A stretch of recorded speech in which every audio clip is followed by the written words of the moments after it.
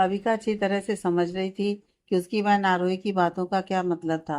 आरोही माँ खुद को ऐसे दिखा रही थी जैसे उसे अविका की फिक्र हो, लेकिन असलियत में आरोही विराज को गुमराह करना चाहती थी, ये बताकर कि अविका पूरे शहर में कितनी बदनाम है। अविका उदासी भरे चेहरे से देख रही थी।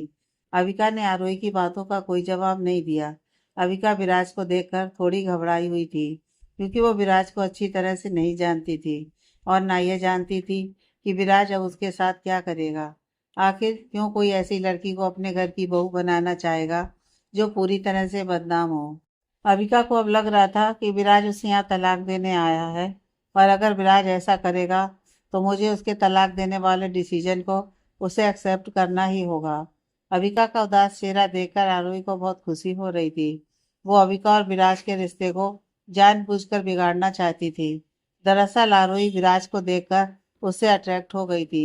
पहली नज़र में विराज आरोही को भा गया था, लेकिन विराज अविका का हस्बैंड बन गया था, और इसी बात से आरोही को बहुत गुस्सा आ रहा था और वो अविका से और नफरत करने लगी थी।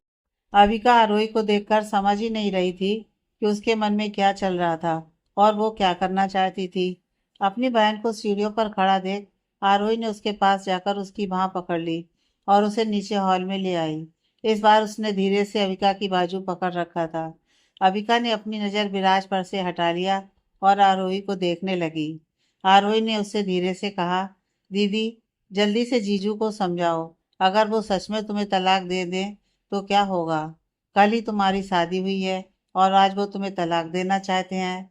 अगर ये बात बाहर निकल गई और पूरे शहर में फैल गई तो आप और बदनाम हो जाएंगी और आपसे दोबारा कोई भी शादी नहीं करेगा। अविका आरोही की बातों से थोड़ा और परेशान हो गई। उसने आरोही पर से अपनी नज़र हटाई और वापस विराज की तरफ देखने लगी। अविका कुछ बोलने ही वाली थी कि विराज सोफे पर से उठा और अविका का हाथ पकड़कर उसे अपनी तरफ खींच लिया और उससे बोला, तुम अभी तक रेडी नहीं हुई हो। मैंने तुमसे कहा था ना कि मैं आ जाऊंगा तुम्हें लेने के लिए। विराज की बात सुनकर अविका ने खुद को देखा। उसने अभी तक नाइट ड्रेस ही पहन रखी थी। शर्म के मारे उसने अपना सर नीचे कर लिया। वो बस वहां से अपने रूम में भागना चाहती थी, लेकिन पता नहीं अविका विराज को देखकर हर बार उससे ऐसी सिचुएशन में क्यों मिलती थी। आरोही ने भी विराज से ऐसे बात करने की उम्मीद नहीं की थी। मैं ऊपर जाकर तुरंत अपने कपड़े बदल लेती हूँ, अविका ने धीरे से विराज को बोला और झट से मुड़ी और अपने कमरे की तरफ जाने के लिए अपने कदम बढ़ाए। तभी विराज ने फिर से उसका हाथ पकड़ लिया। अविका ने हैरानी से अपना सिर घुमाया और विराज की तरफ देखने लगी। वो सोचने लगी, क्या कहीं विराज को कोई प्रॉब्लम है, कि क्या वो सही कर रहा है या नहीं, और लगता है इसलिए विराज ने मेरा हाथ दोबारा से पकड़ लिया है। प्लीज विराज, तलाक वाली बात मत करना। मैं तुमसे डाइवोर्स नहीं लेना चाहती हूँ। विराज ने उसकी कलाई की तरफ इशारा किया, जहाँ पर घाव के निशान थे। अविका एक पल के लिए हैरान रह गई कि घर पर उसके भाई के अलावा किसी को उसकी कोई परवाह नहीं थी, और विराज उसकी परवाह करने वाला दूसरा इंसान बन गया था। अभी तक किसी ने भी उसकी कलाई के घाव को नोटिस नहीं किया था। यहाँ तक कि करण ने भी नोटिस नहीं किया था। वो घाव आरोही के कारण थे, क्योंकि उसने कुछ दिनों पहले अबिका की कलाई को बहुत ही कसकर पकड़ ली थी, और इसी कारण से उसकी कलाई पर घाव उभर आए थे। गलती से मेरे हाथ पर चोट लग गई थी। अबिका जानबूझकर विराज से झूठ बोली। वो सच बताना चाहती थी, लेकिन वो ऐसी सिचुएशन में आरोही को दोष नहीं दे सकती थी, क्योंकि वो अभी विराज को अच्छे से नहीं जानती थी। और पता नहीं विराज उसकी सच वाली बात पर कैसे रिएक्ट करेगा, और अगर विराज उसकी बात पर भरोसा नहीं करेगा तो वो विराज की नज़र में और ज़्यादा गिर जाएगी। इसी डर से उसने विराज से झूठ बोला। विराज गौर से अबिका को देख रहा था, लेकिन अबिका विराज के भाव को नहीं समझ रही थी। अबिका अपना हाथ छुड़ाना चाहती थी कि तभी विराज ने उसका हाथ छोड़ दिया था। ध्यान रखा करो अपना। अब जाओ और अपने कपड़े बदल लो। मैं यहीं तुम्हारा इंतजार कर रहा हूँ, विराज ने आराम से अबिका से कहा। विराज की बात सुनकर अबिका ने अपना सिर हिलाया और ऊपर चली गई। वहीं आरोही विराज को अबिका के खिलाफ बहकाने में लगी हुई थी, लेकिन अबिका ने उसकी बातों पर ज्यादा ध्यान नहीं दिया। उसका दिल तेजी से धड़क रहा था और वो अभी अपने होश में भी नहीं थी, क्योंकि जब भी वो विराज से मिलती कुछ ना कुछ गलत हो जाता था। जीजू, आप यहाँ तलाक की बात करने नहीं आए हैं? आरोही ने हैरान होकर विराज से पूछा, लेकिन विराज ने उसकी बात पर ध्यान ही नहीं दिया। आरोही ने धीरे से अपने होठों को अपने दांतों से दबाया और दोबारा बोली, सोच लीजिए जीजू, क्या आपके फैमिली वाले मेरी बहन को एक्सेप्ट करेंगे? यहाँ पर अबिका दी तो माँ और पापा की बात तक नहीं मानती हैं। क्या अबिका दी आपके घर वालों की बात मानेंगी? अब ये बात तो आप और दीदी ही जानो। आरोही इतनी मासूमियत से बोल रही थी कि कोई भी आदमी आसानी से उसकी बातों में आ जाए, और इसका सबसे बेस्ट एग्जाम्पल था करण। आरोही ने ऐसे ही करण को अपने प्यार में फंसाया था, और अब वो विराज से ऐसी बातें करके विराज और अबिका दोनों को दूर करना चाहती थी। विराज ने आरोही की तरफ देखा और उससे कहा, तुम इन सब बातों की टेंशन मत लो। विराज ने अपनी नज़र आरोही की माँ की तरफ घुमाई, जो किचन से स्नैक्स ला रही थी। विराज समझ गया कि अब दोनों माँ और बेटी मुझसे बहुत बातें करेंगी। विराज ने जोर से कहा, आंटी, मैं अविका के कमरे में जा रहा हूँ, ये देखने के लिए कि अविका तैयार हो रही है या नहीं, क्योंकि हमें जल्द निकलना है। इससे पहले कि उसकी माँ कुछ बोल पाती, विराज सीधे अविका के कमरे की तरफ बढ़ गया। उसे सामने की ओर अविका का कमरा दिख रहा था, इसलिए वो जल्दी से सीढ़ियाँ चढ़ने लगा। आरोही भी उसके पीछे पीछे ही आ रही थी। तभी विराज ने मुड़कर उससे कहा, टेंशन मत लो, तुम जाओ और अपना काम करो आरोही, मेरी फिक्र मत करो, मैं अविका के कमरे तक चला जाऊंगा। विराज के कहने पर आरोही झट से रुक गई। उसे हैरानी होने लगी कि विराज ने उसे ऐसे टोक क्यों दिया। वो नीचे से ही विराज को सीढ़ियां चढ़ते हुए देखती रही और गुस्से में आकर अपने होठों को दांतों तले दबाने लगी। आरोही के दिल में अविका के लिए नफरत और भी ज्यादा बढ़ने लगी थी। जब करण और अविका एक साथ थे, तब आरोही ने करण को अविका से अलग कर दिया और खुद की जगह करण के दिल में बसा ली। तब आरोही को करण से बेहतर कोई और लगता ही नहीं था। लेकिन अब जब से उसने विराज को देखा है, तब से वो विराज की तरफ थोड़ी अट्रैक्टिव हो गई थी। वो मन ही मन अविका को कोस रही थी कि सबसे हैंडसम लड़के अविका को ही क्यों पसंद करते हैं। तभी उसकी माँ किचन से बाहर आई और आरोही को देखने लगी। वो जान गई थी कि आरोही के मन में क्या चल रहा था। उन्होंने आरोही के हाव भाव देखे और तुरंत आरोही को टोका, आरोही, तुम क्या देख रही हो ऐसे? यहाँ पर तुम्हें कुछ भी गड़बड़ करने की जरूरत नहीं है, समझी? विराज खाली दिखने में अच्छा है, उसको करण से कंपेयर मत करो। वो उसके सामने खड़ा भी रहने लायक नहीं है। कहाँ यह सिंपल सा डॉक्टर और कहाँ करण, एक बड़ी कंपनी का मालिक। दोनों में कोई कंपैरिजन नहीं है, इसलिए अपने दिमाग को समझाओ। लेकिन माँ, ऐसे अच्छे लड़के अविका को हरदम पसंद क्यों करते हैं? देखो, पहले करण था और अब ये विराज। आरोही ने अपनी माँ से कहा, तुम इस बारे में ज्यादा सोचो मत।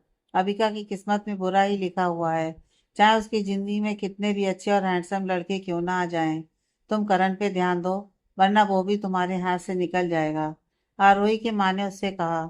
अपनी माँ की बात सुनकर आरोही ने विराज के बारे में सोचना बंद कर दिया और खुद को समझाने लगी कि करण विराज से बहुत बेहतर है। दरअसल उसकी माँ ने सोचा था कि वो विराज की फैमिली के बारे में और जानेंगी, लेकिन यहाँ मामला ऐसा नहीं था, क्योंकि रात भर न्यूज़ चैनल और न्यूज़पेपर पर भी अबिका के बारे में बहुत कुछ छपा हुआ था। लेकिन फिर भी विराज अबिका को अपने साथ उसे ले जाने आया था। अगर विराज की फैमिली अपनी बहू की इज्जत की परवाह नहीं करता था, तो इससे साफ पता चल रहा था कि विराज की फैमिली गरीब थी, या तो उन्हें सच में कोई फर्क नहीं पड़ता था। आरोही की माँ और आरोही दोनों को कुछ भी समझ में नहीं आ रहा था कि आखिर विराज सब कुछ जानने के बाद भी अबिका को तलाक नहीं दे रहा था। इधर विराज अबिका के दरवाजे के पास जाकर दरवाजे को खटखटाने लगा। अंदर की आवाज सुनकर विराज ने दरवाजा खोला और अंदर चला गया। अंदर जाते ही उसने अबिका को देखा, जो कपड़े पहन रही थी। अबिका गहरे नीले रंग की साड़ी पहन रही थी, लेकिन उसने आधी साड़ी पहन रखी थी और एक स्लीवलेस वाला ब्लाउज पहन रखा था। कमरे की खिड़की से धूप अंदर आ रही थी और अबिका के बॉडी को छू रही थी, जिसमें अबिका की खूबसूरती और भी ज्यादा निखर रही थी। अबिका विराज को अचानक अपने सामने देख जोर से चिल्लाई। विराज भी अबिका को ऐसे देख दरवाजे की तरफ मुड़ गया। दोनों अब थोड़ा awkward महसूस कर रहे थे। अबिका ने झट से अपने आप को कपड़े से ढक लिया। तुम अचानक मेरे कमरे में? अबिका ने विराज से कहा। मैं बस देखने आया था कि तुम रेडी हुई या नहीं, विराज ने कहा। तो क्या तुम ऐसे ही किसी के कमरे में घुस आओगे? अबिका ने तीखी आवाज में विराज से कहा।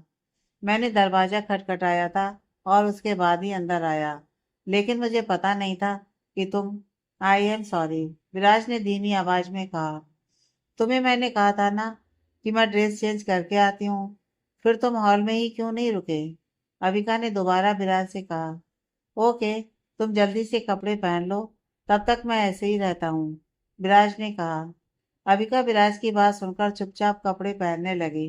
विराज को अचानक अपने कमरे में देख अविका को विराज पर बहुत गुस्सा आ रहा था, लेकिन वो विराज को ज्यादा कुछ नहीं बोली। अविका ने जल्दी से साड़ी पहन ली और सोचने लगी, क्या विराज के इरादे सच में अच्छे हैं या नहीं, या फिर विराज मेरा फायदा उठाना चाहता है। अविका ये सब सोच ही रही थी कि तभी किसी ने बाहर से दरवाजे को फिर से खटखटाया। अचानक दरवाजे की खटखटाने की आवाज से दोनों डर गए। विराज ने अविका को झट से पूछा, क्या तुमने अपने कपड़े पहन लिए? अविका ने अपनी आंखें ऊपर उठाई और सिर हिलाते हुए बोली, हाँ मैंने कपड़े पहन लिए हैं। अविका की बात सुनते ही विराज ने दरवाजा खोला। दरवाजे के सामने अविका के पिताजी खड़े थे। जब उन्होंने देखा कि अविका के कमरे का दरवाजा विराज ने खोला है, तो वो हैरान हो गए।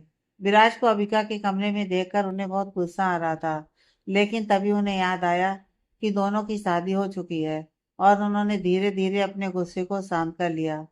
मैंने अविका की चीख सुनी, इसलिए मैं यहाँ आया, अविका के पिताजी ने कहा। ओह नहीं अंकल, अविका ने एक चूहा देख लिया था इसलिए वो चिल्लाई, और उसकी आवाज़ सुनकर मैं भी आ गया और आप भी आ गए, विराज ने बहुत आसानी से बात को बदलते हुए कहा। विराज की आवाज़ सुनकर अविका हैरान हो गई और विराज की तरफ देखने लगी।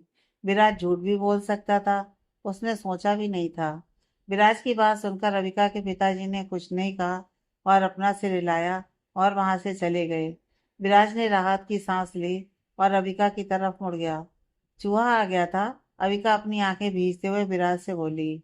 हाँ चूहा ही था, अगर सच बोल देता तो पता नहीं तुम्हारे पापा क्या सोचते, विराज ने मुस्कुराते हुए कहा। तुम कितने झूठे हो, अविका ने विराज से कहा। अविका विराज की इस हरकत से काफी नाराज थी और काफी गुस्से में भी थी। उसने गुस्से में अपना हैंडबैग बिस्तर से उठाया और विराज को देखने लगी। विराज उसके गुस्से को साफ साफ समझ रहा था, लेकिन वो कुछ बोलना नहीं चाहता था। विराज ने भी एक लंबी सांस भरी और अपने आप को कंट्रोल किया। दोनों कमरे से बाहर आए और सीढ़ियों से नीचे उतरने लगे। यहाँ नीचे से खड़ी आरोही विराज और रविका को आते हुए देख रही थी। विराज और रविका की जोड़ी आरोही की आंखों में बहुत खटक रही थी और उसे बहुत ज्यादा जेलसी महसूस हो रही थी। दोनों को एक साथ देखकर पास खड़ी आरोही की माँ उसे देख रही थी। उन्होंने आरोही का हाथ पकड़ लिया और उसे इशारा करते हुए अपना सिर हिलाया। अगर वो ऐसा नहीं करती तो शायद आरोही की जो अच्छी इमेज सबके सामने बनी हुई थी आज खत्म ही हो जाती। विराज अविका का हाथ पकड़कर नीचे ले आया।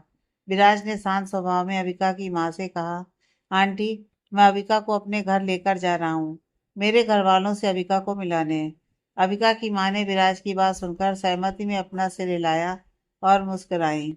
हालांकि उनकी यह मुस्कान दिखावटी थी, दरअसल उनके अंदर भी बहुत ज्यादा नफरत भरी हुई थी। उन्होंने सुरेश के साथ अविका की शादी कराने का वादा किया था, लेकिन ऐसा हो ना सका। लेकिन वे अपनी नफरत को यूं ही बाहर नहीं ला सकती थी, क्योंकि उन्होंने बहुत ही मुश्किल से लोगों के दिलों में अपनी एक अच्छी पहचान बनाई हुई थी और वो उसे बिगाड़ना नहीं चाहती थी। आराम से जाना विराज बेटा, और मेरी अविका को अच्छे से अपने फैमिली वालों से मिलाना, अविका की माँ ने झूठी मुस्कान के साथ कहा। अविका और विराज दोनों घर के बाहर कार के पास आ गए। विराज ने बहुत ही सादगी के साथ कार का दरवाजा अविका के लिए खोला। विराज अविका को मुस्कुराते हुए देख रहा था, लेकिन अविका विराज की तरफ थोड़े गुस्से से देख रही थी। वो समझ नहीं पा रही थी कि विराज अभी भी उसके साथ अच्छा बिहेव क्यों कर रहा था, जबकि पूरे न्यूज चैनल और अखबार में उसकी बुराई छपी हुई थी। क्या अविका की किस्मत अच्छी थी या बात कुछ और ही थी? अपनी कार स्टार्ट करके विराज वहां से अपने घर की ओर चल दिया। दोनों कार में चुपचाप बैठे हुए थे। विराज जानता था कि अविका उससे नाराज थी, इसलिए वो कुछ बोल भी नहीं रहा था। वहीं अविका कुछ बोलना नहीं चाहती थी। तभी अचानक विराज का फोन बजने लगा। उसने अपना फोन उठाया। हाँ दादी बोलो। जैसे ही अविका ने यह वर्ड सुने, उसके कान झट से खड़े हो गए विराज की बातें सुनने के लिए, क्योंकि ये पहली बार था जब विराज अपने किसी फैमिली वाले से बात कर रहा था, इसलिए वो काफ़ी एक्साइटेड हो गई। हाँ दादी, मुझे पता है, आप टेंशन मत लो। मैंने उसको पिक कर लिया है और जल्दी से उसे घर लेकर आ रहा हूँ। ठीक है, मैं अभी फ़ोन रखता हूँ। इतना कहकर विराज ने फ़ोन रख दिया और अबिका की तरफ देखने लगा। अबिका भी उससे कुछ कहना चाहती थी, लेकिन फिर उसने खुद को रोक लिया। वो जानती थी कि विराज और उसकी दादी दोनों ही उसकी ही बात कर रहे थे। विराज ने अबिका से मुस्कुराते हुए कहा, देखो अबिका, मैंने सोचा था कि मैं तुम्हें अपने परिवार वालों से बाद में मिलाऊंगा, लेकिन सॉरी फॉर दिस, कि मैंने तुम्हारे घर वालों से झूठ बोला कि मैं तुम्हें अपने परिवार से मिलाने ले जा रहा हूँ। मैंने ऐसा इसलिए किया कि मैं जानता था कि अगर तुम अभी घर में होती तो तुम्हारी माँ और बहन दोनों तुमको कुछ ना कुछ बोल रही होती। खैर जाने दो, अब दादी हमें जल्द बुला रही हैं। वो तुमसे जल्द मिलना चाहती हैं। विराज की यह बात सुनकर अबिका और घबरा गई। वो पहले से ही घबराई हुई थी कि वो विराज के घर जा रही थी। विराज की बात सुनकर अबिका उसे देखने लगी। विराज अभी से ही उसकी फिक्र करने लगा था। चाहे अबिका कुछ बोले या ना बोले, विराज सब समझता जा रहा था। अबिका ने सोचा भी नहीं था कि विराज उसकी इतनी फिक्र करेगा। जैसे ही विराज ने कहा कि दादी जल्दी बुला रही हैं, अबिका का दिल डर के मारे तेजी से धड़कने लगा। वो घबराते हुए विराज से बोली, मैं पहली बार तुम्हारे घर जा रही हूँ। मुझे बहुत डर लग रहा है कि मैं तुम्हारे घर वालों को पसंद आऊंगी भी या नहीं। तुम घबराओ मत, सब ठीक है और ठीक ही होगा, विराज ने मुस्कुराते हुए अबिका से कहा। मैं पहली बार तुम्हारे घर जा रही हूँ। मुझे तुम्हारी फैमिली के लिए कुछ गिफ्ट लेना होगा। मैं यूं ही खाली हाथ नहीं जाऊंगी। तुम प्लीज मुझे शॉपिंग मॉल की तरफ ले चलो। अबिका हड़बड़ाते हुए विराज से बोली, क्या तुम भी गिफ्ट लोगी? विराज ने अबिका की बात को काटते हुए कहा, तुम कार को शॉपिंग मॉल की तरफ ले चलो। मैं यूं ही खाली हाथ तुम्हारे घर नहीं जाऊंगी। अबिका को यूं बेचैन होता देख विराज ने उससे कुछ नहीं कहा और कार चलाता रहा। लेकिन अबिका और कंफ्यूज हो गई यह सोचकर कि आखिर वो क्या गिफ्ट ले, क्योंकि उसे पता नहीं था कि विराज की फैमिली वालों को कैसा गिफ्ट पसंद है। विराज अबिका को यूं बेचैन होता देख मुस्कुरा रहा था। वो एक हाथ से गाड़ी चला रहा था और दूसरे हाथ से अपनी ठुड्डी रगड़ रहा था और अपने हाथों से अपनी मुस्कान छुपा रहा था। लेकिन अबिका ने विराज को मुस्कुराते हुए देख लिया और बोली, विराज हंसना बंद करो प्लीज। तुम्हें समझ नहीं आएगा कि मैं अभी कैसा फील कर रही हूँ। विराज बस अबिका को देखकर मुस्कुराया जा रहा था। जिस स्पीड से विराज कार चला रहा था, अबिका को अब लगने लगा था कि विराज उसे शॉपिंग मॉल नहीं ले जाएगा। अबिका दोबारा विराज को बोलने ही वाली थी कि तभी विराज कार को शॉपिंग मॉल की तरफ ले गया और कार को एक शॉपिंग मॉल के सामने खड़ा कर दिया। अबिका काफी घबराई हुई थी। वो जल्दी से कार से उतरी और मॉल के अंदर चली गई। विराज भी उसके पीछे पीछे चला गया। विराज, तुम प्लीज मुझे बताओ ना, तुम्हारे फैमिली वालों को क्या पसंद है? मैं उन सबके लिए क्या गिफ्ट लूं? प्लीज विराज मुझे बताओ। अबिका घबराते हुए विराज से बोली। विराज ने अबिका के कंधे पर अपना हाथ रखा और बोला, तुम पहले शांत हो जाओ। इतना पैनिक होने की कोई ज़रूरत नहीं है तुम्हें। और जो तुम्हें ठीक लगे वो खरीद लो। मेरे घर वालों को वो पसंद आएंगे। विराज की बात सुनकर अबिका थोड़ी शांत हो गई थी और उसने अपने मन से कुछ चीजें खरीद ली। जब पेमेंट करने का टाइम आया, तब अबिका ने अपना कार्ड निकालकर पेमेंट करना चाहा। तभी विराज ने उसका हाथ पकड़ लिया और उसकी तरफ देखते हुए बोला, तुम पेमेंट क्यों कर रही हो? मैं हूं ना। जी नहीं, मैं खुद पेमेंट कर लूंगी। मैं तुम्हारे घर वालों के लिए गिफ्ट अपने पैसे से लेना चाहती हूँ, ना कि तुम्हारे पैसे से। तो प्लीज मुझे पेमेंट करने दो। अबिका की बात सुनकर विराज ने उसका हाथ छोड़ दिया। अबिका ने पेमेंट किया और मॉल से बाहर चली गई। विराज भी उसके पीछे चला गया। विराज ने चलते हुए अबिका से कहा, देखो अबिका, मैं एक साधारण सा डॉक्टर हूँ और महीने के 1 लाख तक ही कमा पाता हूँ। मुझे नहीं पता कि तुम मेरे साथ खुश रह पाओगी या नहीं, लेकिन तुम्हारे पास अभी भी टाइम है कि तुम मुझसे बेहतर लड़का ढूंढ सकती हो अपने लिए। अबिका रुकी और हैरानी से विराज की तरफ देखने लगी। विराज, तुम्हें नहीं लगता कि तुमने यह बात बोलने में काफी देर कर दी है? अगर तुम्हें अपने फैसले पर पछतावा हो रहा है, तो अब तुम्हारे पास दूसरा मौका नहीं है। अब तुम्हें मेरे साथ ही रहना होगा। और तुम्हें किसने कहा था कि इतनी जल्दी मुझसे शादी कर लो? अब कुछ नहीं होने वाला। अबिका ने सारे गिफ्ट का बैग विराज के हाथों में पकड़ाते हुए बोली और वहां से सीधे कार की तरफ चली गई। विराज भी बैग लेकर अबिका के पास गया और बोला, उम्मीद है कि हमारी शादी की लाइफ कुशल मंगल होगी। कुशल मंगल होगी से तुम्हारा क्या मतलब है? क्या हम दोनों खुश नहीं रहेंगे? अबिका विराज की तरफ देखते हुए बोली। उसे समझ में नहीं आ रहा था कि विराज ने ऐसा क्यों कहा। देख लो, अगर तुम मेरे साथ एडजस्ट कर पाओ तो, विराज ने दोबारा अबिका से कहा। मुझे कुछ समझ में नहीं आ रहा है। तुम मुझे समझा सकते हो कि तुम्हारी इन बातों का क्या मतलब है? अबिका ने हैरानी से कहा। कुछ नहीं, तुम जल्दी से कार में बैठो, दादी हमारा इंतजार कर रही होंगी। विराज ने अबिका की बात को टालते हुए बोला। दोनों कार में वापस आकर बैठ गए। अबिका अभी भी सोच रही थी कि विराज की बात का क्या मतलब था। विराज अविका के चेहरे पर उलझन साफ देख पा रहा था, लेकिन उसने कुछ नहीं कहा। दोनों ने एक दूसरे से शादी एक दूसरे के मतलब के लिए की थी। पर विराज ने कार स्टार्ट की और कार चलाने लगा। अविका जब तक अपने ख्याल से बाहर आती, तब तक वो दोनों विराज के घर पर पहुंच चुके थे। होश में आओ अविका, हम पहुंच चुके हैं, विराज ने अविका से कहा। विराज, मैं कैसी दिख रही हूँ? क्या यह ब्लू रंग की साड़ी मुझ पर जच रही है या नहीं? क्या मैं ठीक नहीं दिख रही हूँ? बताओ ना विराज, अविका घबराते हुए विराज से बोली। तुम मुझे बोलने का मौका दोगी तब तो कुछ बोलूं। तुम ज्यादा सोचो मत। तुम इस ब्लू साड़ी में बहुत खूबसूरत लग रही हो, विराज ने मुस्कुराते हुए कहा। तुम झूठ बोल रहे हो, अविका विराज से बोली। तुम सच में अच्छी लग रही हो अविका, बिलीव मी, विराज ने अविका की तरफ आराम से देखते हुए बोला। इससे पहले कि अविका कुछ और बोल पाती, विराज कार से उतरा और अविका के लिए कार का दरवाजा खोल दिया। अविका बहुत घबराई हुई थी। उसका दिल तेजी से धड़क रहा था। वो कार से उतर गई और जब उसने अपने सामने विराज का घर देखा तो वो बहुत हैरान हो गई। उसकी सारी घबराहट गायब सी हो गई। वो बस चौंकते हुए विराज के घर को देखे जा रही थी। विराज, क्या ये तुम्हारा घर है? तुम मेरे साथ मजाक तो नहीं कर रहे हो? अबिका ने हैरानी से विराज से पूछा। क्यों, तुम्हारा ही घर बड़ा हो सकता है, मेरा घर बड़ा नहीं हो सकता है क्या? विराज ने अबिका से बोला। मेरा वो मतलब नहीं था। तुम्हारा ये घर तो घर ही नहीं है, ये तो एक बहुत बड़ा सा बंगला है, अबिका ने विराज से कहा। हाँ, तुम जो भी समझो, पर यही मेरा घर है, अब अंदर चलो, विराज अबिका का हाथ पकड़ते हुए बोला। उसने कार का दरवाजा बंद किया। जिस तरह से विराज था, उस हिसाब से कोई भी सोच नहीं सकता था कि विराज ऐसे आलीशान बंगलों में रहता था। अबिका काफी ज्यादा हैरान हो गई थी। उसने कभी ऐसा सोचा ही नहीं था। विराज, हम सच में सही जगह पर जा रहे हैं ना? अबिका ने विराज को फिर से पूछा। उसके लिए सब विश्वास करना लगभग नामुमकिन था। विराज उसकी तरफ मुड़ा और अपनी भौहें थोड़ी ऊपर करते हुए बोला। तो फिर तुम ही बता दो कि हम सही जगह जा रहे हैं या नहीं। मैंने तुम्हें कहा कि यही मेरा घर है और यही सच है। तुम मानो या ना मानो। विराज की बात सुनकर अबिका ने अपनी आंखें झपकाई, लेकिन उसे अभी भी विराज की बात पर भरोसा नहीं हो रहा था। तुम्हारे बंगलों के आसपास तो किसी का घर ही नहीं है।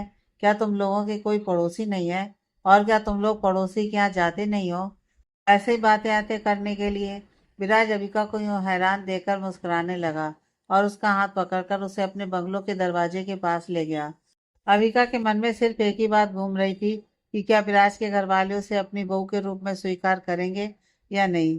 जैसे ही विराज घर के दरवाजे का बेल बजाने वाला था, वैसे ही अविका ने अपने कदम पीछे खींच लिए। विराज घूमकर अविका को देखने लगा और अविका विराज को। दोनों एक दूसरे को एकटक देखने लगे। अविका काफी घबराई और डरी हुई थी। उसे हिम्मत ही नहीं हो रही थी घर में घुसने की। दरअसल विराज की फैमिली कोई और नहीं, बल्कि दिल्ली शहर की मशहूर अरोड़ा फैमिली थी, जो पूरे शहर में कई सारी प्रॉपर्टीज के मालिक थे, जिनमें से कुछ प्रॉपर्टीज वैध थी तो कुछ अवैध थी। विराज, तुम हो कौन? मुझे पहले ये बताओ, अबिका ने गुस्से से कहा। विराज ने ज्यादा कुछ सोचा नहीं और अबिका से कहा, मैं दिल्ली शहर का सबसे फेमस फैमिली का छोटा बेटा हूँ और मेरा पूरा नाम विराज अरोड़ा है। विराज की बात सुनकर अबिका और हैरान हो गई। विराज कोई और नहीं, बल्कि दिल्ली शहर के सबसे फेमस अरोड़ा फैमिली का छोटा बेटा था। अबिका सोच ही नहीं सकती थी कि इतने अमीर फैमिली का लड़का डॉक्टर भी हो सकता था। अबिका भले ही अमीर घर से थी, लेकिन उसके घर में उसकी कोई हैसियत नहीं थी। उसके लिए यह सब मानना बहुत मुश्किल था। विराज बहुत चालाक था। वो जानता था कि अबिका के मन में क्या चल रहा है। विराज ने कसकर अबिका का हाथ पकड़ा और घर का बेल बजा दिया। विराज के यूं जोर से हाथ पकड़ने से अबिका को थोड़ा दर्द महसूस हुआ। अब ज्यादा सोचने से कोई फायदा नहीं है, विराज ने धीरे से अबिका से कहा। विराज की आंखों में थोड़ा गुस्सा भरा हुआ था। यह पहली बार था जब विराज अबिका से गुस्सा हुआ था। अबिका सीधे विराज की आंखों में देखने लगी। जिस पल से हमारी शादी हुई है तुम तब से मेरी हो। विराज की इस तरह की बातों और बर्ताव से अबिका थोड़ा गुस्सा हो गई थी। जब विराज दोबारा अबिका की तरफ देखने लगा तब अबिका ने उससे नजरें हटा ली। विराज ने अबिका से कुछ नहीं कहा। अबिका ने खुद को संभालने की कोशिश की और एक लंबी गहरी सांस ली ताकि वो अच्छा फील कर सके। विराज जल्दीबाजी में नहीं था। वो चाहता था कि अबिका खुद को इस सिचुएशन के लिए खुद को तैयार कर ले। वो जानता था कि अबिका अब उसे इतनी आसानी से अपना पति नहीं मानेगी। अबिका भी खुद को इस सिचुएशन के लिए तैयार कर रही थी क्योंकि उसे अभी विराज के घर वालों के सामने बताना होगा कि क्यों दोनों ने ऐसे ही कोर्ट मैरिज कर ली। इधर विराज को पहली बार एहसास हो रहा था कि किसी का साथ होना कितना अच्छा लगता है। जैसे ही दरवाजा खुला अबिका को ऐसा लगा मानो वह किसी महल के अंदर आ गई हो। विराज उसे अपनी दुनिया में ले आया था। दादी, छोटे साहब अपनी पत्नी के साथ वापस आ गए हैं। जैसे ही दोनों अंदर आए तभी एक नौकर ने किचन से उन दोनों को देखते हुए कहा। वो नौकर दोनों को देखकर बहुत खुश हो गया था। कुछ ही पल में एक तेज आवाज सुनाई दी। कहाँ है वो? आखिर जिस दिन का मुझे इंतजार था वो दिन आ ही गया। मेरा पोता अपनी पत्नी को लेकर आ ही गया। अविका ने अपनी तरफ एक बूढ़ी औरत को आते हुए देखा जो बहुत खुश थी। विराज की दादी ने बहुत ही प्यार से आकर अविका का हाथ पकड़ लिया। हाथ पकड़ते ही अविका थोड़ा सहम सी गई। दादी, मैं आपकी बहू को वापस ले आया हूँ, विराज ने अपनी दादी से बोला। अब अविका का पीछे हटने का रास्ता पूरी तरह से बंद हो गया था। वो अब विराज के घर से निकल नहीं सकती थी। वहीं विराज की दादी ने एक गोल चश्मा पहना हुआ था। चश्मे को गिरने से बचाने के लिए उसमें सोने की चैन भी लगी हुई थी। उनके बाल सफ़ेद और घुंघराले थे और उनसे एक वृद्ध आभा झलक रही थी। उन्होंने एक सूती साड़ी पहनी हुई थी। अरोड़ा फैमिली की भी चर्चा पूरे शहर में होती रहती थी और अरोड़ा फैमिली पूरे शहर में सबसे ज़्यादा मशहूर थी। तो जाहिर सी बात है कि फैमिली के लोग भी चर्चा में आते होंगे। विराज की दादी के बारे में भी ये चर्चा थी कि वो बहुत ही खड़ूस हैं और बात बात पर गुस्सा करती हैं, अपनी मनमानी भी करती हैं। अबिका ने भी अरोड़ा फैमिली के बारे में बहुत कुछ सुन रखा था और जब विराज की दादी उससे मिली तो उसे एहसास हुआ कि विराज की दादी बिल्कुल अलग हैं। जिस तरह से लोग उनकी बातें करते हैं। अबिका ने विनम्र होकर कहा, दादी माँ। और फिर अबिका मुस्कुराते हुए विराज की तरफ देखने लगी। अरोड़ा फैमिली जितनी अच्छी चीज़ों के लिए मशहूर थी तो उतनी बुरी चीज़ों के लिए बदनाम भी थी। और अबिका ने सुन रखा था कि अरोड़ा फैमिली के लोग काफ़ी गुस्से वाले थे। लेकिन जब वो विराज की दादी से मिली तो उसके ख्याल बदल गए। उसने कभी नहीं सोचा था कि विराज की दादी इतनी अच्छी होंगी और उसे इतनी आसानी से अपनी बहू स्वीकार कर लेंगी। वहाँ क्यों खड़ी हो बेटी, इधर आओ, मुझे तुम्हें करीब से देखने दो, विराज की दादी अबिका का हाथ अपनी तरफ खींचते हुए बोली। अबिका भी उनकी तरफ चली गई। वो चश्मे की वजह से विराज की दादी की आंखों में उनकी खुशी नहीं देख पा रही थी।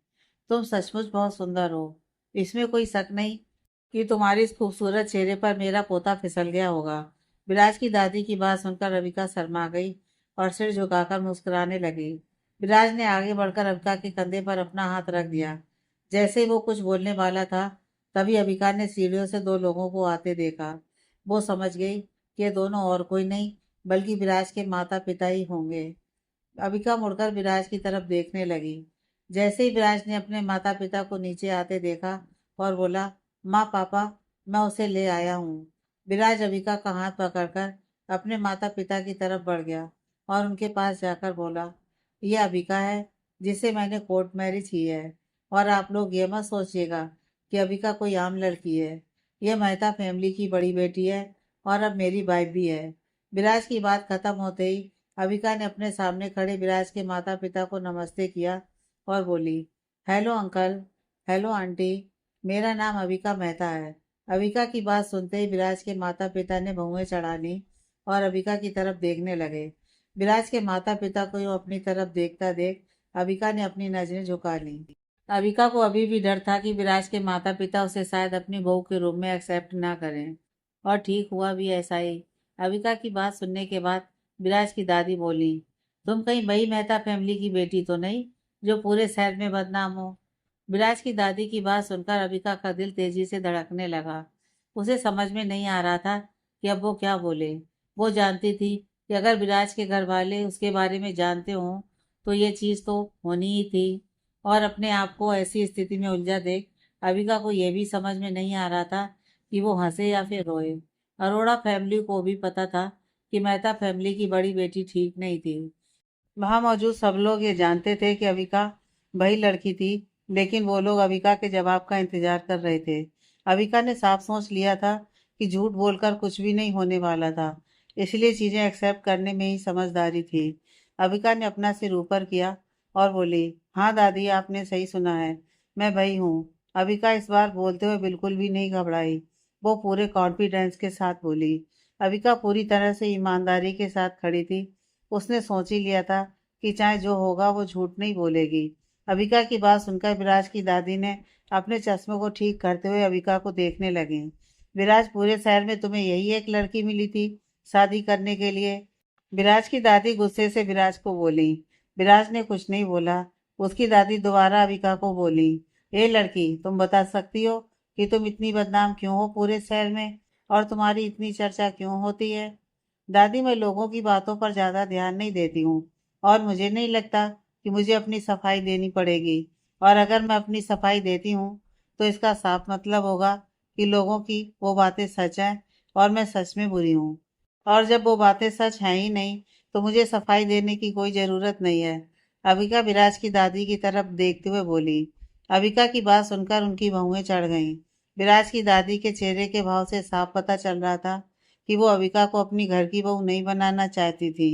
हालांकि अरोड़ा फैमिली को ज़्यादा फर्क नहीं पड़ता था इन सब बातों से, क्योंकि वो अपने बिजनेस पर ज़्यादा ध्यान देते थे।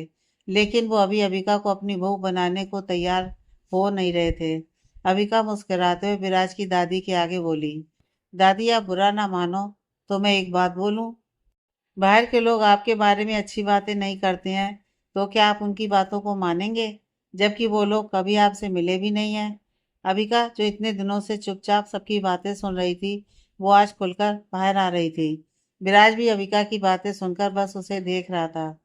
मुझे उन सब चीज़ों के बारे में सोचने की ज़रूरत नहीं है, विराज की दादी इस बार थोड़ी ऊंची आवाज़ में बोली। उनकी बोली से साफ पता चल रहा था कि वो थोड़ी घमंडी हो रही थी। विराज की दादी को यूं बदलता देख अबिका भी सोचने लगी कि लोग विराज की दादी के बारे में सही ही कहते हैं। विराज की दादी के भाव बदलते देख अबिका को भी अच्छा नहीं लग रहा था, जो उनके घर आते ही इतनी खुश हो गई थी और अभी उनसे इतना ही नफरत करने लगी थी। अबिका विराज की दादी की तरफ आगे बढ़ी और उनसे बोली, हाँ तो दादी, मुझे भी लोगों की बातों पर ध्यान देने की ज़रूरत नहीं है। हाँ, मैं मानती हूँ कि मैं थोड़ी अच्छी नहीं हूँ, लेकिन बाहर के लोग जितना बुरा मुझे समझते हैं उतनी बुरी भी नहीं हूँ। अविका की बातें सुनकर वहां मौजूद सभी लोग हैरान हो गए। विराज अजीब नजरों से अविका को देखने लगा। अविका विराज को यूं अपनी तरफ देखते देख थोड़ी डर गई। उसने फिर विराज की दादी से कहा, मेरे ऐसे बर्ताव के लिए मुझे माफ कर दीजिए दादी। मैं बिल्कुल भी आपसे ऐसी बातें नहीं करना चाहती थी। मैं तो बस अपनी बात बोल रही थी। विराज ने मुश्किल समय में अविका को बचाया था, जब उसकी शादी सुरेश के साथ सेट होने वाली थी। इसलिए अविका भी इस मौके को नहीं जाने देना चाहती थी। विराज की दादी भी अविका की बात सुनकर समझ गई थी कि अविका अपने आप में बहुत सक्षम है और अपने लिए लड़ना जानती है, लेकिन इसका यह मतलब नहीं था कि वे अब अविका को अपने घर की बहू मान लें। तो तुम्हें लगता है कि तुम मेरे पोते के लायक हो? तुम जानती हो कि लोग तुम्हारे बारे में कैसा सोचते हैं, फिर भी तुमने मेरे पोते से शादी कर ली, और तुम दोनों को यूं कोर्ट मैरिज कर लेने से तुम्हारी शादी को हम नहीं मानेंगे। अगले ही पल विराज की दादी बोली। जिस तरह से उन्होंने अपनी बात को कहा, उससे साफ पता चल रहा था कि वे अभी बहुत गुस्से में थी और उनकी आंखों से गुस्सा साफ झलक रहा था। विराज की दादी की बात सुनकर अबिका का चेहरा पीला पड़ने लगा था और वहां मौजूद हर एक शख्स गंभीर सिचुएशन में लग रहा था। हालांकि अबिका जानती थी कि उसके साथ यह सब होने वाला था, इसलिए उसने खुद को मेंटली तैयार कर लिया था। अबिका ने एक गहरी सांस ली और विराज की दादी की तरफ देखते हुए बोली, दादी, मैं पहले भी बता चुकी हूँ कि लोग मेरे बारे में क्या सोचते हैं, क्या बोलते हैं। मुझे उन बातों से कोई फर्क नहीं पड़ता है। और जहाँ तक विराज की बात है, जब मैं और विराज कोर्ट में शादी कर रहे थे तब तक मुझे पता नहीं था कि विराज अरोड़ा फैमिली का छोटा बेटा है। मैं बस इतना जानती थी कि विराज को मेरे बारे में सब कुछ मालूम होने के बाद भी विराज मुझसे शादी कर रहा था। अविका की बात सुनकर वहां मौजूद सभी लोगों को समझ आ चुका था कि अविका सच में बुरी नहीं थी। वो तो बस सच बोल रही थी और असल जिंदगी में जैसी थी वैसी अपनी बातें बोल रही थी। वहां मौजूद सभी लोग अविका के हाव भाव से उसकी बातों को समझ रहे थे। लेकिन अगर विराज की फैमिली की जगह किसी और की फैमिली होती तो अभी तक अविका को घर से बाहर निकाल चुके होते। अविका की बात लोग इसलिए सुन रहे थे क्योंकि अरोड़ा फैमिली सबको अपनी बात रखने का अधिकार देती थी। ऐसी क्या मुसीबत आ गई थी कि तुम दोनों ने कोर्ट मैरिज कर ली? और तुम लड़की, तुम इतनी बदनाम हो पूरे शहर में और तुम अब भी सोचती हो कि हम तुम्हें अपनी बहू मान लेंगे? इस बार विराज की माँ ने अविका से कहा, जो तभी से बातें सुने जा रही थी। उनके चेहरे से पता चल रहा था कि वो विराज और अविका के यूं अचानक कोर्ट मैरिज से खुश नहीं थी। माँ, मैं और अविका एक दूसरे से प्यार करते हैं और भले ही अविका के बारे में लोग कुछ भी बोलें, लेकिन मुझे मालूम है कि अविका कैसी है। और सच मानो माँ, अविका बहुत अच्छी लड़की है। और हम दोनों ने कोर्ट मैरिज इसलिए की क्योंकि मैं जानता था कि आप लोग यूं ही अविका को एक्सेप्ट नहीं करेंगे। विराज ने टोकते हुए अपनी माँ से कहा। विराज की बात सुनकर अविका काफी हैरान हो गई। वो जानती थी कि विराज झूठ बोल रहा था, लेकिन उसने ज्यादा सोचा नहीं और वो भी विराज की माँ की तरफ घूमी और उनसे बोली, आंटी, मुझे पता नहीं कि आप लोगों की बातों पर विश्वास क्यों कर रहे हैं। कुछ लोग हैं जो मुझे बदनाम करना चाहते हैं और वही लोग बाहर झूठी अफवाह फैलाते हैं। भले ही मैं सीधे तरीके से बात नहीं कर रही हूँ, लेकिन मैं सच बोल रही हूँ। तुम चुप रहो लड़की, मैं अपने बेटे से बात कर रही हूँ। विराज की माँ ने अबिका को टोकते हुए कहा। अबिका उनकी बात सुनकर चुप हो गई। विराज की माँ ने विराज से कहा, विराज, हमें पता है कि तुम खुद के पैरों पर खड़ा हो, लेकिन इसका यह मतलब नहीं कि तुम किसी भी लड़की से शादी कर लोगे। अपनी माँ की बात सुनकर विराज ने उनसे कहा, माँ, अबिका अच्छी लड़की है, चाहे आप लोग माने या ना माने। लगता है तुम इस लड़की की खूबसूरती के पीछे पागल हो गए हो और इसी कारण तुम्हें सही गलत का पता नहीं चल रहा है। विराज की माँ ने इस बार तीखे शब्दों में कहा। उनकी बात सुनकर रविका का चेहरा मुरझा गया। नहीं माँ, आप गलत सोच रही हैं। ऐसा कुछ भी नहीं है। और अगर ऐसी बात होती तो अविका यहाँ ऐसे अपनी सच्चाई से भाग नहीं रही होती। वो यहाँ खड़ी है और सब कुछ एक्सेप्ट कर रही है। और अभी जिस तरह से उसने बात की उसके लिए वो शर्मिंदा भी है। विराज अपनी माँ से बोला। अविका सच में शर्मिंदा थी। वो अपना सर नीचे किए खड़ी थी। सभी लोग अविका के चेहरे पर शर्मिंदगी की भावना देख सकते थे। अब अविका धीरे धीरे सभी लोगों को पसंद सी आने लगी थी। तुम चुपचाप इस लड़की को घर से अभी बाहर निकालो, जो ऐसे रवैये से बात कर सकती है, ये जानते हुए कि वो कितनी बदनाम है। विराज की दादी अचानक से गुस्से से बोली। उन्होंने टेबल पर पड़े आम को उठाकर विराज की तरफ फेंका। विराज ने उस आम को पकड़ लिया। दादी, मैं समझता हूँ कि अविका ने ढंग से बात नहीं की, लेकिन मुझे मालूम है कि वो बिल्कुल भी ऐसी नहीं है। वो सच में बहुत ही अच्छी लड़की है। विराज ने उस आम को अपने हाथों में उछालते हुए बोला। तुम खुद इस लड़की को घर से बाहर निकालते हो या फिर मैं खुद इस लड़की को घर से बाहर करूं? विराज की दादी दोबारा बोली। अविका उनकी बात सुनकर अब सहम सी गई। उसके मन में अब बहुत सी चीजें घूमने लगी थी। देखो दादी, अविका जब यहाँ रहेगी तब आप लोग खुद समझ जाएंगे कि वो कैसी है। विराज ने कहा। बिल्कुल नहीं, यह लड़की इस घर की बहू नहीं बन सकती है और मैं तुम्हारी झूठी बात पर बिल्कुल भी भरोसा नहीं करूंगी। तुम इस लड़की की खूबसूरती पे पागल हो और इसलिए ही तुम उसका साथ दोगे। विराज की दादी ने तीखे आवाज में और गुस्से से कहा। अविका को विराज की दादी की बातें सुनकर बहुत ही बुरा लग रहा था। अब वो ना घर की रही थी और ना ही विराज के घर वाले उसे अपना रहे थे। अपनी दादी की बात सुनकर विराज ने धीरे से कहा, दादी, ऐसा मत करो, नहीं तो जब मेरा बेटा या बेटी पैदा होगी तब तुम उसकी एक झलक देखने के लिए तरस जाओगी। विराज की बात सुनकर सब हैरान हो गए, यहाँ तक कि अबिका भी एक पल के लिए हैरान हो गई। क्या मतलब है तुम्हारा? क्या ये लड़की प्रेग्नेंट है? और कितने मंथ हो गए हैं इसे प्रेग्नेंट हुए? विराज की बात सुनकर विराज की माँ ने विराज से पूछा। विराज ने अपनी माँ की बात का कोई जवाब नहीं दिया। विराज की खामोशी से सब समझ गए कि अबिका प्रेग्नेंट है। वहां मौजूद हर कोई हैरान हो गया था। खासकर अबिका ज्यादा हैरान हो गई थी। उसका चेहरा अब लाल होने लगा था। वो जानती थी कि विराज झूठ बोल रहा था और वह कोई प्रेग्नेंट नहीं थी। अब अबिका अजीब मुश्किल में फंस चुकी थी। उसे समझ में नहीं आ रहा था कि विराज की इस बात पर वो रिएक्ट क्या करे। विराज को कोई परवाह नहीं थी कि वहां मौजूद लोग क्या सोच रहे थे। वो धीरे से अपनी दादी की तरफ बढ़ा और उनसे कहा, दादी आप घबराइए मत, अबिका अभी प्रेग्नेंट नहीं है, लेकिन जब होगी तब मैं आपको बता दूंगा। यहाँ पर लोग इतने सीरियस हैं और तुम मजाक कर रहे हो। उसकी दादी ने गुस्से में कहा। एक पल के लिए जो लोग पूरी तरह से हैरान थे, उन्होंने विराज की बात सुनकर राहत की सांस ली। तुम्हें जरा भी परवाह नहीं है ना फैमिली की? अगर ये लड़की सच में प्रेग्नेंट होती और पूरे शहर में ये बात फैल जाती तो कितनी बदनामी होती हमारी। तुमने सोचा भी है? विराज की माँ उससे गुस्से से बोली। कैसी बदनामी माँ? मुझे नहीं लगता कि इससे फैमिली में किसी को प्रॉब्लम होती। और बदनामी का इतना ही डर होता ना तो हमारी फैमिली इतनी अमीर नहीं होती अभी तक। विराज ने कहा, भले ही तुम हमारे साथ नहीं रहते हो, लेकिन तुम्हें फैमिली के बारे में सोचना तो चाहिए ना। विराज की माँ उससे बोली। विराज की माँ की बात सुनकर अबिका एकटक विराज को देखने लगी। माँ, बाहर मुझे लोग एक डॉक्टर के रूप में जानते हैं, ना कि अरोड़ा फैमिली के बेटे के रूप में। तो आप टेंशन लेना छोड़ दो, विराज ने अपनी माँ से कहा। विराज की माँ की बात सुनकर रविका सोच में पड़ गई कि क्या विराज अपनी फैमिली से अलग रहता है और उसने मुझे यह बात बताई क्यों नहीं। विराज अपने माता पिता की तरफ आगे बढ़ा और उनके पास जाकर बोला, पापा मैं चाहता हूँ कि आप अबिका के फैमिली वालों से मिल लें और बातचीत कर लें, क्योंकि मैं नहीं चाहता कि लोग ये सोचें कि आपके बेटे ने चुपके से शादी कर ली। और इसलिए मैं चाहता हूँ कि आप बातचीत करके मेरी और अबिका की शादी अच्छे से और धूमधाम से कराएं। मैं पहले ही अबिका के पापा से बात कर चुका हूँ, उनकी तरफ से हाँ है। अब बस आप मंजूरी दे दो। विराज के पापा उसकी बात का कोई जवाब नहीं देते हैं और बस खड़े होकर विराज को घूरने लगे। लेकिन पास खड़ी उसकी दादी को बहुत गुस्सा आ रहा था, क्योंकि विराज उन्हें इग्नोर कर रहा था। उन्होंने झट से अबिका का हाथ पकड़ा, जो कि विराज के पीछे खड़ी थी, और कंधे से पकड़कर उसे अपनी तरफ कर ली और विराज से बोली, सुनो बेटा, तुम मुझसे बात करो पहले। अभी मैं मरी नहीं हूँ। मैंने अभी तक तुम दोनों की शादी को मंजूरी नहीं दी है।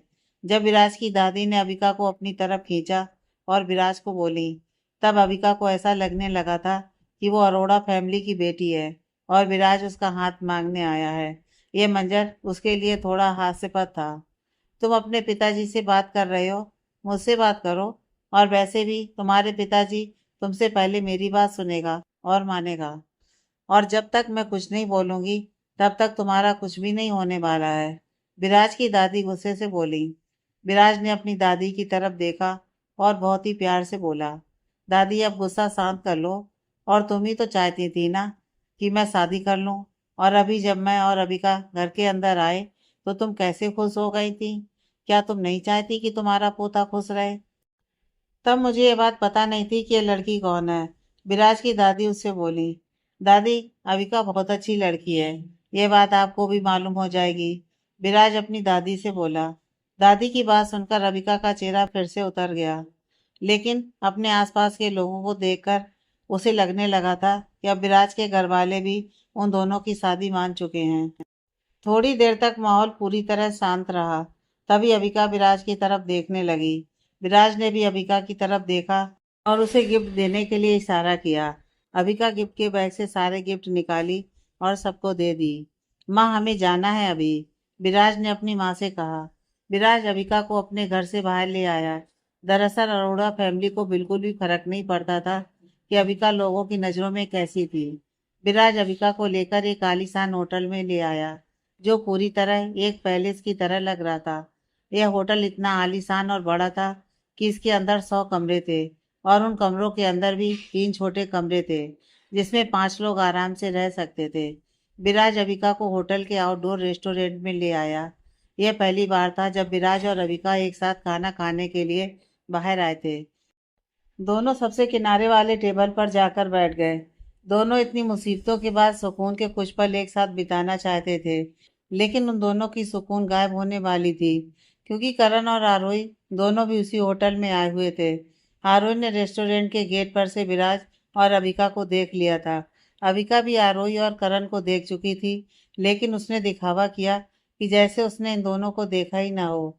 अबिका कुछ सोच पाती तब तक आरोही उन दोनों के पास आ पहुंची थी और उनसे बोली, अरे वाह जीजू और दी भी यहाँ आए हैं। क्या आप दोनों यहीं आते हैं खाना खाने के लिए? मैं और करण भी यहीं आते हैं। आरोही ने अपनी हाथों से करण की बाजू पकड़ी हुई थी। अबिका आरोही और करण की तरफ नहीं देख रही थी, लेकिन विराज ने अपनी आंखें उठाई और अपने सामने खड़े आरोही और करण को देखने लगा। आरोही जिस तरह से विराज और अबिका के टेबल के पास आई थी, उससे उसने आसपास के लोगों का ध्यान खींच लिया था। अब लोग भी उनकी तरफ देखने लगे थे। आरोही ने अपने आसपास के लोगों को देखा जो उनकी ही तरफ देख रहे थे। उसने धीरे से अबिका से कहा, दी, क्यों ना आप दोनों हमारे साथ खाना खाएं, होटल के रूम में। करण ने अभी एक रूम बुक किया है और वैसे भी यहाँ लोग हमें घूर रहे हैं। विराज ने कुछ नहीं कहा। उसने टेबल से पानी का गिलास उठाया और पानी पीने लगा। वो अबिका के जवाब का इंतजार कर रहा था। पास खड़ा विराज तो अपने ही ख्यालों में था। उसकी नज़र अबिका पर से हट ही नहीं रही थी। वो अबिका को ही एकटक देखे जा रहा था। उसे आरोही और करण की परवाह नहीं थी। वो बस अबिका के जवाब का इंतजार कर रहा था। चूंकि आज अबिका विराज के घर गई थी, तो वो बहुत ही अच्छी तरह से सज के गई थी और अभी भी बहुत ज़्यादा खूबसूरत लग रही थी। करण ने भी आरोही के बोलने के बाद तुरंत कहा, हाँ क्यों नहीं, तुम दोनों भी हमारे साथ आ सकते हो रूम में। मैं यहाँ पर मिलने वाले अच्छे डिशेस को मंगा रहा हूँ और मुझे उम्मीद है कि तुम दोनों को वो ज़रूर पसंद आएंगे। करण ऐसे दिखा रहा था जैसे वो विराज और रविका से पहली बार मिल रहा था। करण ने आगे किसी को बोलने का मौका नहीं दिया और एक वेटर को बुलाया और उससे और भी चीज़ें लाने को कहा। विराज ने किसी तरह की प्रतिक्रिया नहीं दी। वो बस अविका की तरफ देख रहा था। वो उसके सामने बैठी हुई थी। तुम दोनों अकेले एंजॉय कर सकते हो, हम नहीं आ रहे हैं तुम दोनों के साथ। और हमें जो भी खाना है हम खुद ऑर्डर कर लेंगे। तुम्हें हमारी फिक्र करने की कोई ज़रूरत नहीं है। अबिका तुरंत मना करते हुए बोली। अबिका की ऐसी बात सुनकर करण को बहुत बुरा लगा और वो अबिका के इस जवाब से पूरी तरह नाखुश था। करण के अबिका से अच्छे से बात करने से आरोही भी नाखुश थी, लेकिन उसने अपने गुस्से को दबाया और थोड़ी खुश होकर बोली, ऐसी कैसे दी? तुम मेहता फैमिली की बड़ी बेटी हो और मैं छोटी बेटी हूँ। सोचो अगर आसपास के लोग जान गए कि हम दोनों यहाँ खाना खाने आए हैं और मैं एक रूम में खाना खा रही हूँ और आप यहाँ बाहर खाना खा रही हैं, तो सोचिए लोग क्या कहेंगे। और अगर आप मेरी बात नहीं मानेंगी तो बाद में मुझे ही आके बोलेंगी आप। जैसे ही आरोही ने अपनी बात कही, उसे एहसास हुआ कि उसने कुछ गलत बोल दिया है। वो सिर झुकाकर विराज की तरफ देखने लगी, जो अभी भी शांत था। आसपास के लोगों ने जैसे ही आरोही की बात सुनी, उन्होंने आपस में बातें करना शुरू कर दी। अरे ये तो मेहता फैमिली की बड़ी बेटी है। ये तो हमेशा अपनी छोटी बहन के लिए मुश्किलें खड़ा करती है। अभी कुछ दिन पहले इसने अपनी छोटी बहन की बर्थडे पार्टी में बहुत हंगामा किया था और तो और अपनी बहन के फियांसे को भी उससे दूर कर रही थी। ये तो सच में बहुत बेशर्म है। इसके चर्चे तो पूरे न्यूज़ चैनल पर हैं। पूरे चैनल पर इसकी करतूत बताई जा रही है और आज के अखबार में इसके बारे में भी छपा हुआ था कि इसने किसी साधारण से डॉक्टर से शादी कर ली है। जिस स्टैंडर्ड की ये लड़की है, उसी स्टैंडर्ड के लड़के से शादी की होगी जो इसकी तरह बेशरम होगा। मेहता फैमिली कितना मानती है अपनी बेटियों को, लेकिन इस लड़की ने अचानक से शादी कर ली कोर्ट में जाकर। पता नहीं क्या समझती है खुद को।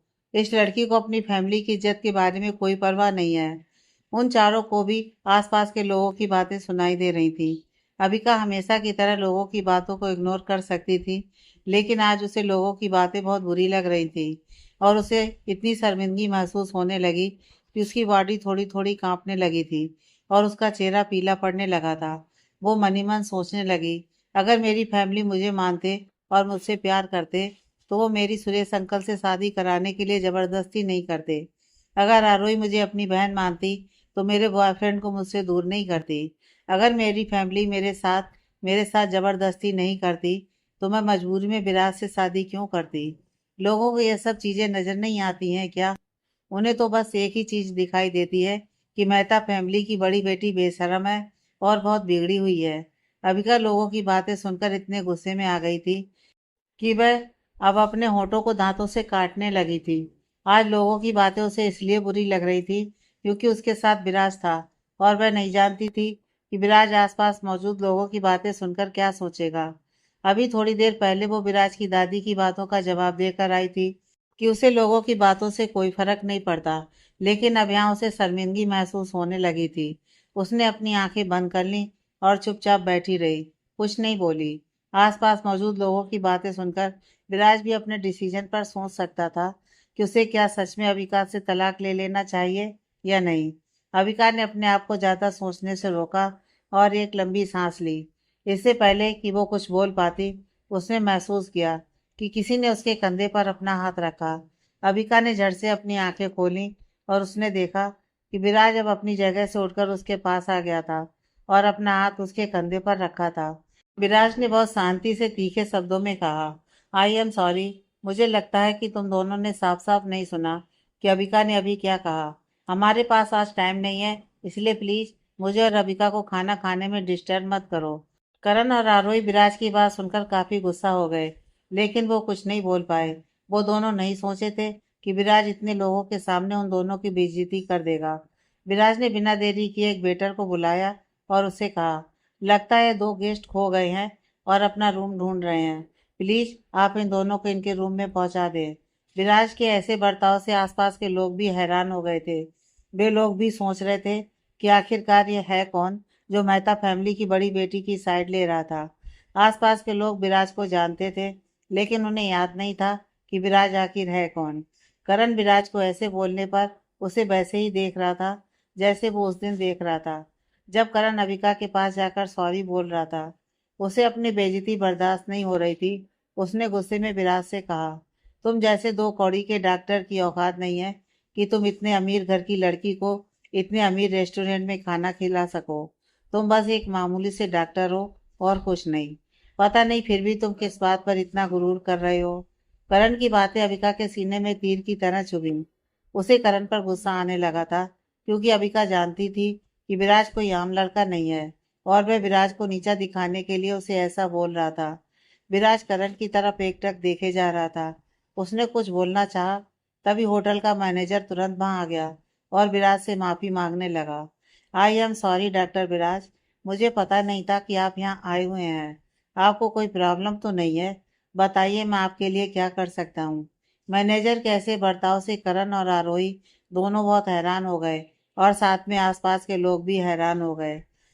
किसी को समझ में नहीं आ रहा था कि इतने बड़े होटल का मैनेजर एक मामूली से डॉक्टर को इतनी इज्जत क्यों दे रहा था।